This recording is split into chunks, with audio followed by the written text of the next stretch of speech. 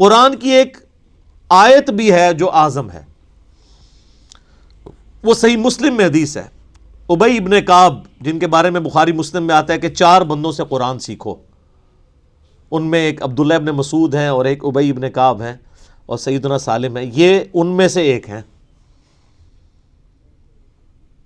تو ابی ابن کعب کہتے ہیں کہ نبی علیہ السلام نے مجھ سے ایک دن پوچھا کہ جانتے ہو کہ قرآن کی سب سے اعظم آیت کون سی ہے؟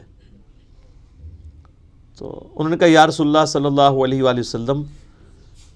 میرے اندازے کے مطابق قرآن حکیم کی سب سے عظیم آیت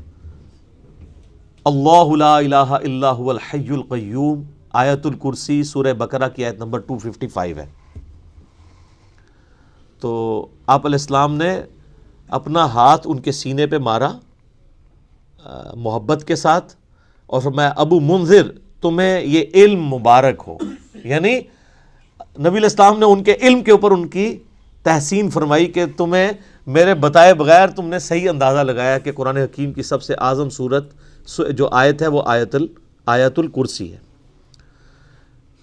بخاری سے پتہ چلا کہ سب سے اعظم صورت سورۃ الفاتحہ ہے، مسلم شریف سے پتہ چلا سب سے اعظم آیت آیت الکرسی ہے۔ تو اس سے یہ بات بھی کلیئر ہوگی کہ جو لوگ کہتے ہیں نا وہ احادیث میں ہے سواد اعظم، وہ سب سے بڑا گروہ جو ہے اس کو پکڑ لینا، اور وہ سب سے بڑا گروہ ہر ملک میں ڈیفرنٹ ہوتا ہے،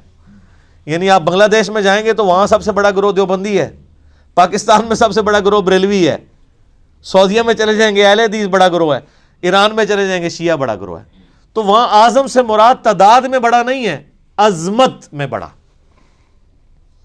ورنہ سورۃ الفاتحہ کی تو 7 آیات ہیں اور سورہ بقرہ کی 286، تو وہ ہونی چاہیے تھی سورہ اعظم۔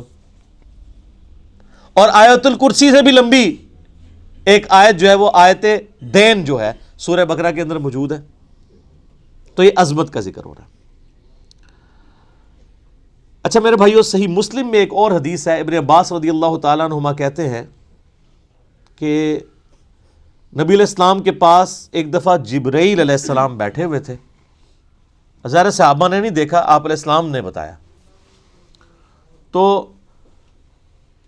اچانک ایک آواز ان کو زوردار سنائی دی، یہ صحیح مسلم کی حدیث ہے۔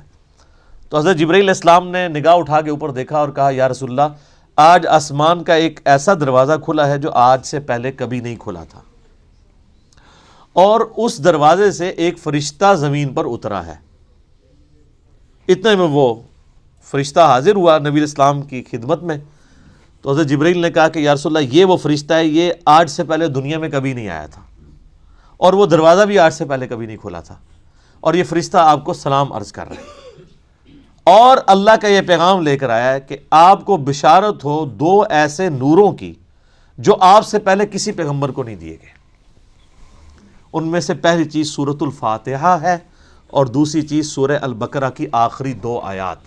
آمن الرسول بما انزل الیہ من ربہ والمؤمنون۔